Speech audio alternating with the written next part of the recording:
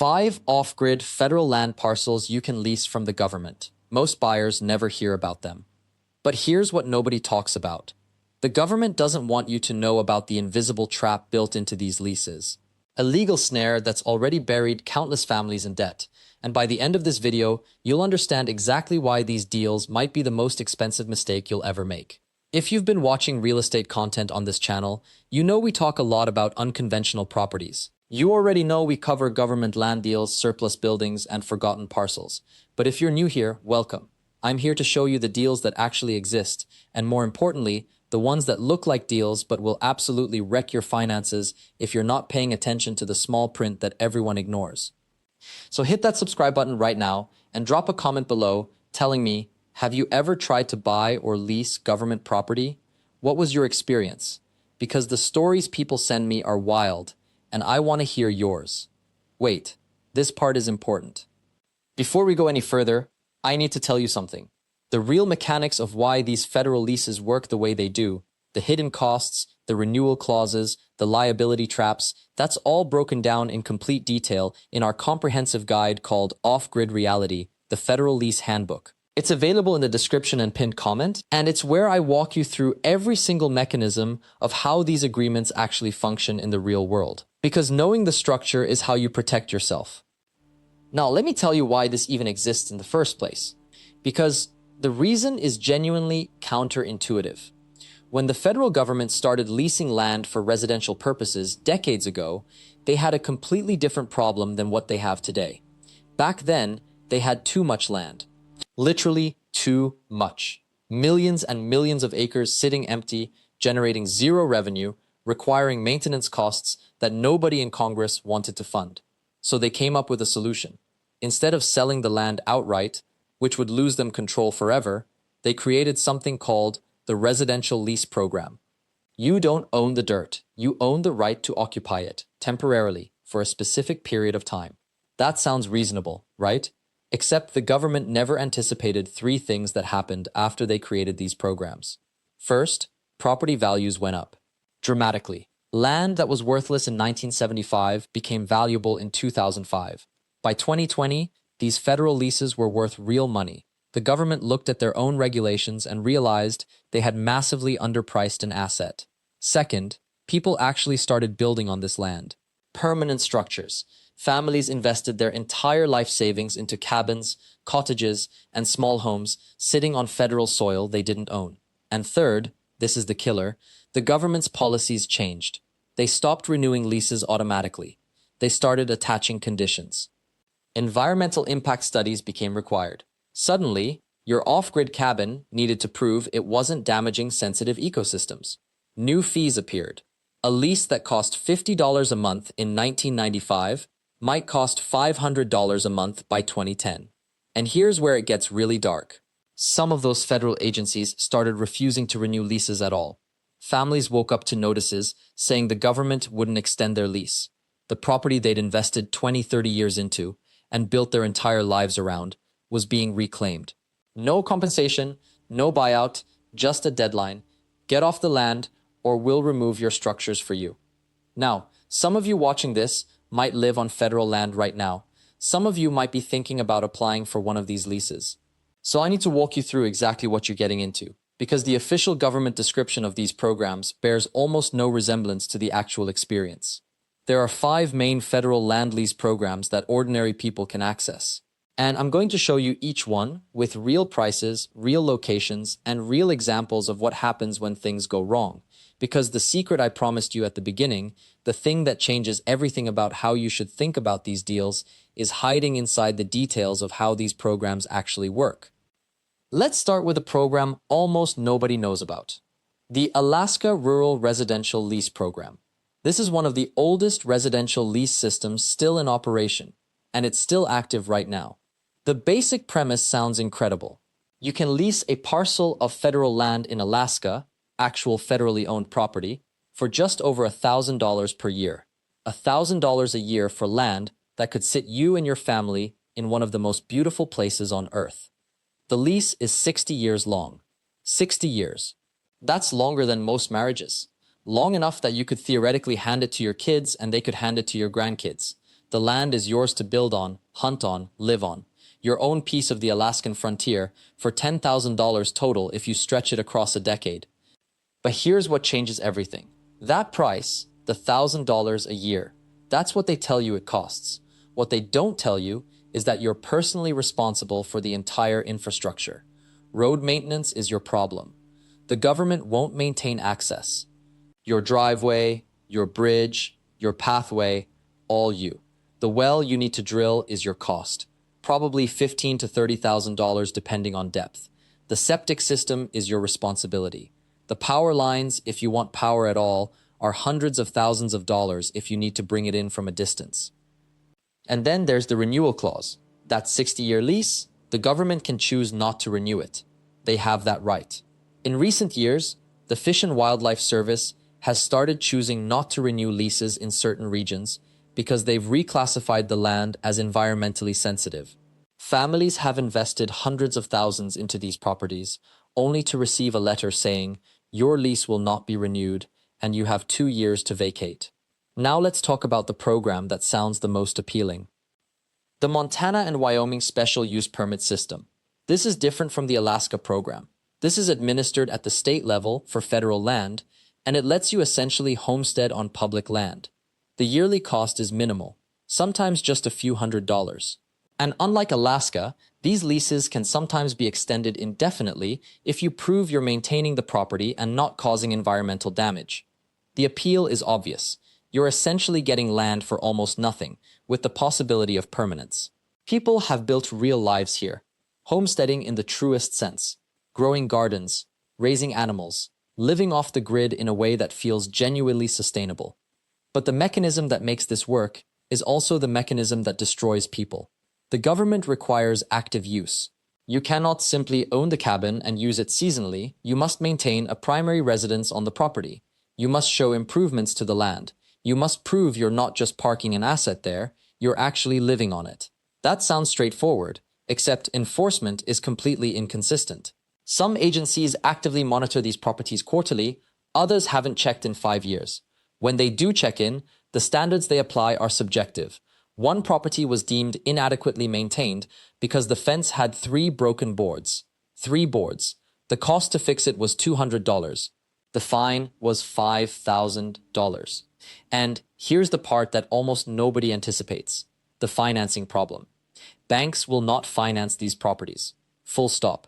Conventional mortgages require you to own the underlying land. Banks need collateral they can repossess. A federal lease is considered too risky because the government can reclaim the property. So you're paying cash, you're taking out personal loans at much higher interest rates. You're using retirement accounts or second mortgages on other properties. The true cost of that cheap cabin is not the lease payment. It's the financing cost for the building itself, which is much, much higher because normal mortgage money won't touch it. This is the hidden architecture that nobody talks about. The government advertises these programs as if they're genuinely affordable. What they don't advertise is that the affordability is completely false once you factor in the actual cost of capital and infrastructure. The third program is where it gets really interesting, because this one has caused the most legal battles: the Nevada and Arizona groundwater lease programs. These are essentially leases on aquifer rights. You're not leasing land to build a house on, primarily. You're leasing the right to pump groundwater from beneath federal property. The government created these programs to incentivize people to settle remote areas and develop water resources. On the surface, it seems like an odd incentive. Why would the federal government want to deplete groundwater reserves? The answer is complex, but it comes down to historical policy. Back in the 1950s and 60s, the government believed that developing every resource was inherently good. Settling the desert meant progress. Pumping aquifers meant economic growth. So they created these lease programs. You'd lease a parcel, drill a well, pump water, and the government would consider it successfully developed territory. The problem is that aquifers don't regenerate on human timescales. What took 10,000 years to fill takes 50 years to drain.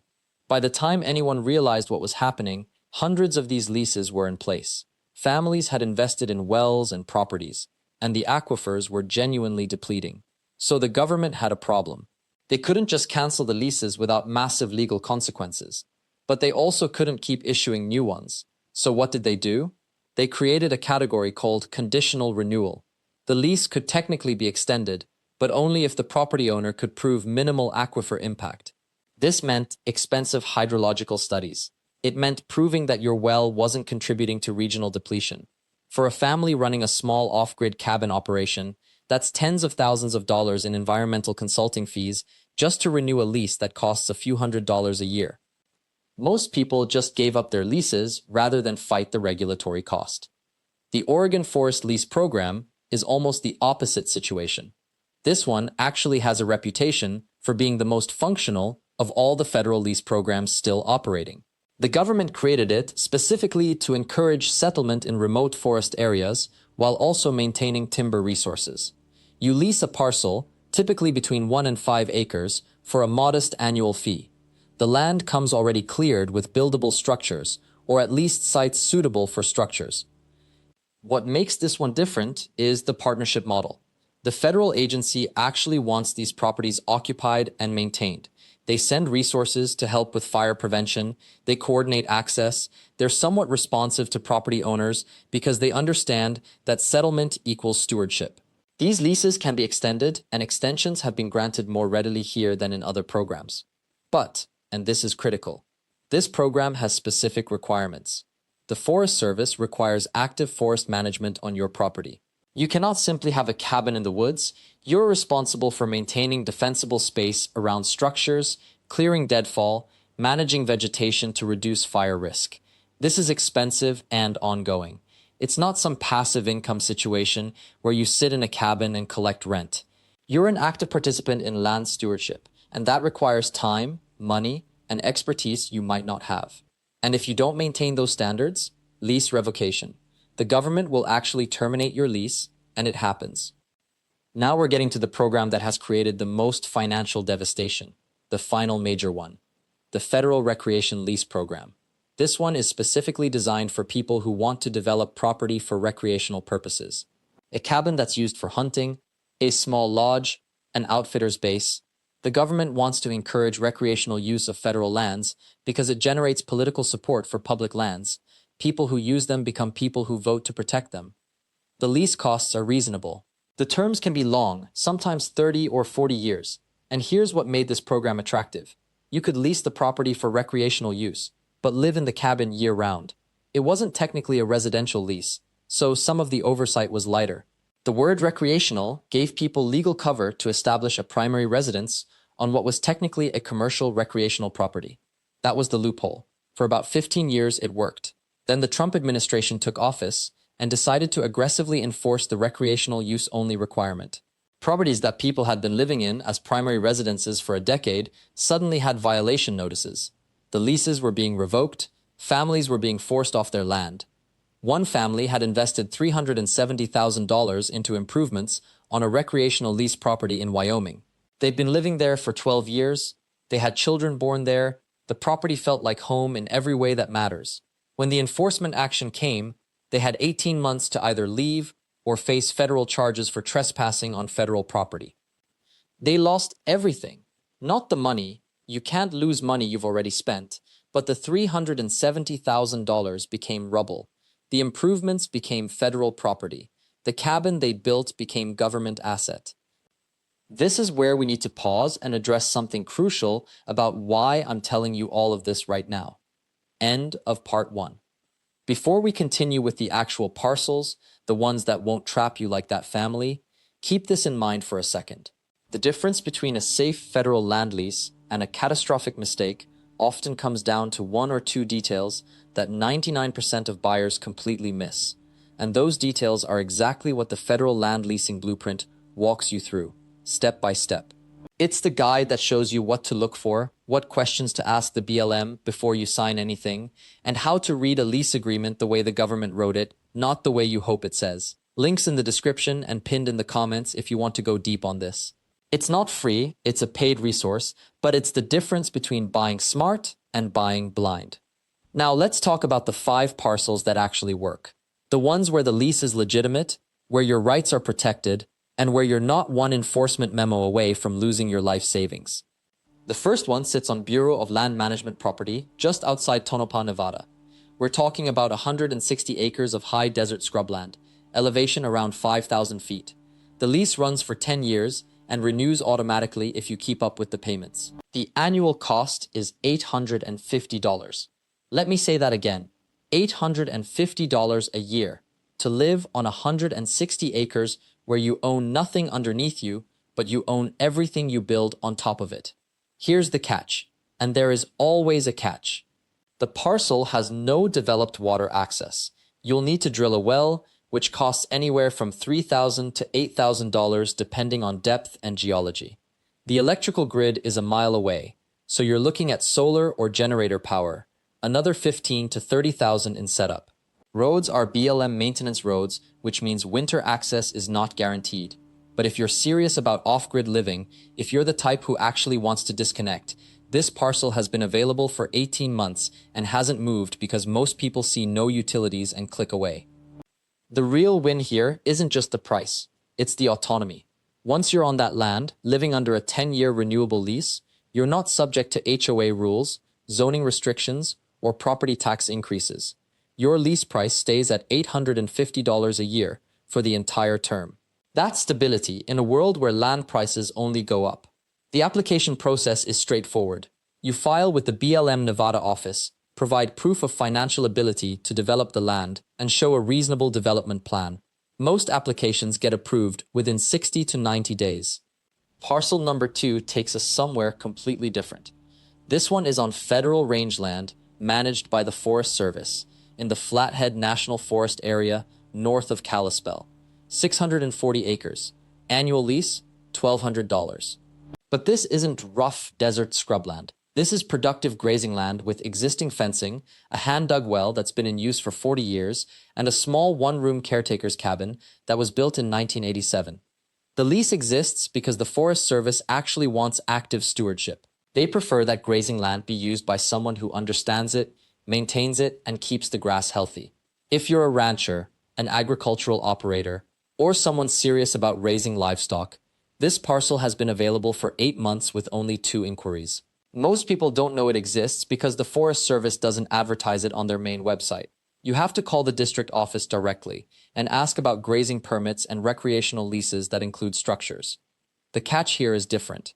You cannot live in that cabin full-time. The lease is contingent on actual agricultural use.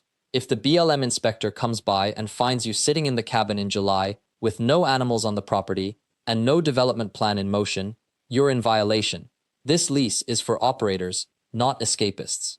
But if you run cattle, horses, or sheep, or if you're planning to develop a small-scale ranching operation, this becomes one of the best land deals in the Northern Rockies.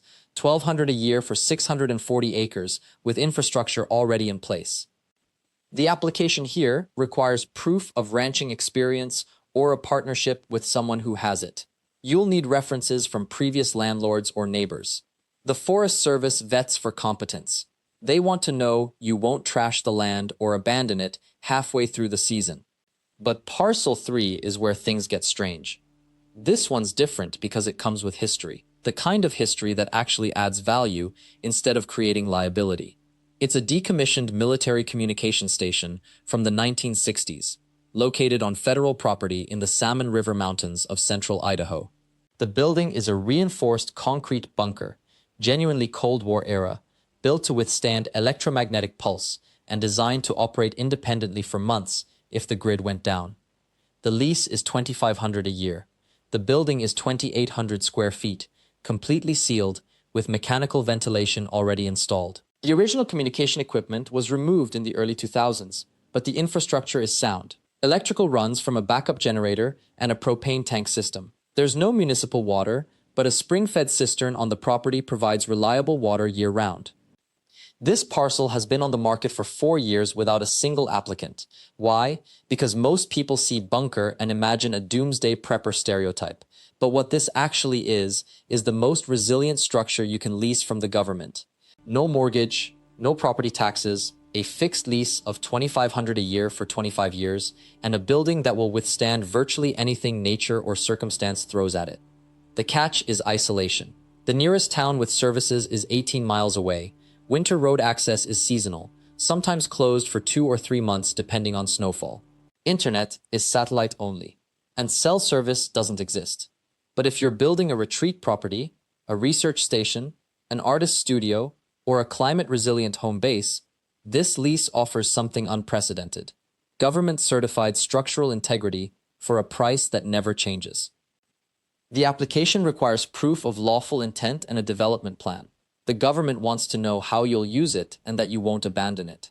They don't care if you're artistic, academic, or simply looking for refuge. They care that the building gets maintained and the lease stays paid. Parcel 4 is unusual because it comes with actual historical structures already on the land. It's 40 acres of red rock country in southeastern Utah, managed by the Bureau of Land Management. The lease is $500 a year. But here's what makes it different. The property contains the remains of an ancestral Puebloan settlement. We're talking about walls from around 900 AD, a small ceremonial structure, and extensive artifacts scatter across the site. The lease comes with strict conditions. You cannot remove anything from the site. You cannot dig. You cannot alter the landscape in any way that disturbs the archaeological context. What you can do is live on the property, develop the modern portions, maintain the site, and serve as a caretaker for an irreplaceable piece of American history. This lease exists because the BLM would rather have a living, breathing human being on the property, monitoring, documenting, reporting, than have the site left to natural degradation or looters. Every year, archaeological sites on public land are damaged by weather, by people, or by deliberate theft. A committed tenant becomes a guardian. The catch here is that you're essentially agreeing to be the site's protector. The government can conduct archaeological digs on your leased property with 30 days' notice. Researchers can access the site for study. Your privacy is limited in exchange for incredibly cheap land and the honor of literally living inside a piece of Native American history. But the real win here, and this is crucial, is that stewardship like this is becoming valuable in ways that have nothing to do with money. Universities want to partner with private landholders who protect archaeological sites. Conservation organizations offer grants. Your lease can become the foundation for research funding, academic collaboration, or a completely new career path. The application here is competitive. The BLM wants someone who understands archaeological significance, who respects Native American history, and who will report honestly if looters or weather cause damage. They're not looking for a squatter. They're looking for a scholar guardian. If that's you, this $500 a year lease could genuinely change your life and the preservation of irreplaceable history. Now, Parcel 5 is the wild card. It's the one that almost nobody knows exists, because it requires a completely different kind of buyer. This parcel in northwestern Wyoming is actually free. No lease payment, no annual fee, but, and this is a significant but, your entire use of the property must align with the government's wildfire prevention objectives. The property is in a high-risk zone. The lease is structured as a conservation easement, which means you own nothing. You have use rights for 25 years, renewable, and those rights are contingent on implementing and maintaining government-approved wildfire mitigation strategies. What does that mean in practice? You plant defensible space. You thin vegetation. You maintain fire breaks. You clear dead wood. You allow government teams access to the property for inspection and additional work. You cannot build anything that would increase fire risk. You must maintain the property to government specifications, and that specification is detailed. It's thorough, it's non-negotiable. But here's why someone would take this deal. The government covers all mitigation costs after year 1. That means they pay for the thinning, the clearing, the replanting, and the ongoing maintenance. Your role is to live there, monitor the property, document the work, and enforce the rules. In exchange, you get to live on 320 acres in some of the most beautiful landscape in America, absolutely free, for a quarter century with a renewal option. The application is intensive. The government wants proof that you understand forest management, that you can follow detailed protocols, that you won't cut corners on wildfire prevention because it's inconvenient. They want references. They want to see evidence of competence and commitment. It's not a free vacation. It's a working lease with real responsibility. But if you're an environmental steward, a conservation-minded person, or someone who wants to build a life on genuinely meaningful work, this lease could be transformational. These 5 parcels represent less than 1% of the federal land available for lease right now. They're the ones we found that combine genuine utility, realistic affordability, and manageable complexity.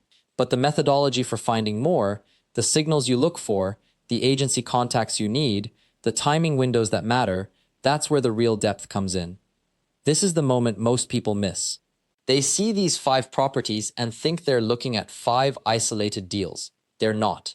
What you're actually looking at is the blueprint, the exact framework for how the federal government has structured land access for decades, and why almost nobody knows it exists. Think about it. Every single day, hundreds of thousands of people scroll through mainstream real estate platforms hunting for deals. They're all competing for the same visible inventory. But while they're refreshing those websites, there are 5 parcels sitting in federal records. Not hidden, exactly, but invisible to anyone who doesn't know where to look. The federal government didn't design this system to keep people out. They designed it because leasing land made sense for a specific era and a specific set of needs. Ranchers needed grazing rights. Loggers needed timber access. Researchers needed remote study sites. The government created a mechanism to make that happen while keeping the land in public trust. But that mechanism is still running, still functioning, still available. And here's what almost nobody realizes. These 5 properties are not anomalies. They're not exceptions to a rule. They're examples of a pattern that repeats across thousands of parcels. Different sizes, different locations, different potential uses, but all governed by the same system, all accessible through the same channels, all available to people who understand the mechanism. The lease structure itself, the why behind it, that's the revelation I promised you at the beginning of this video. It's not about bureaucratic accident or government oversight. These parcels are available because federal agencies recognized decades ago that managing enormous tracts of land required partnerships, public-private arrangements, risk-sharing agreements. They needed people on the ground. They needed people invested in stewardship. So they created a system where you could lease, manage, develop, and benefit from federal land without the government having to hire thousands of additional employees to do it themselves.